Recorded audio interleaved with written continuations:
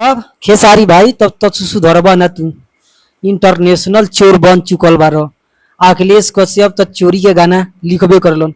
ई पहले ही से हमरा शौक रहे। हैं जा रे मर्दे, कौनो चीज गाना गा दे के बा पवन सिंह से कंपटीशन करे खातिर। अरे मर्दे, पवन सिंह के गाला आ राइटर बड़ी बढ़िया बढ़िया बा। आ गाला तो एकदम उनका कोई जिंदगी में ना लगबा उनका गाला में। आ राइटर उनका रहेला कि एगो गाना देखी है तो कि मैचिंग करत होके ये को मैचिंग ना करी। काहे से कम तो पवन सिंह से सीख। तो हर गाना बोल बम के होके चाहे आइटम सॉन्ग होके चाहे एल्बम होके चाहे कोनो गाना होके अब बेगर कॉपी के होगबे ना कहला तो हर गाना। यही से कहल जाला तारा के इंटरनेशनल चोर। एगो दूगो चोरी होला तो कहल जाला कि हाँ चोर बारो। हाँ अभी कि गलती से हो गल एगो दूगो चोरी कला पर कहल जाला कि गलती हो गल।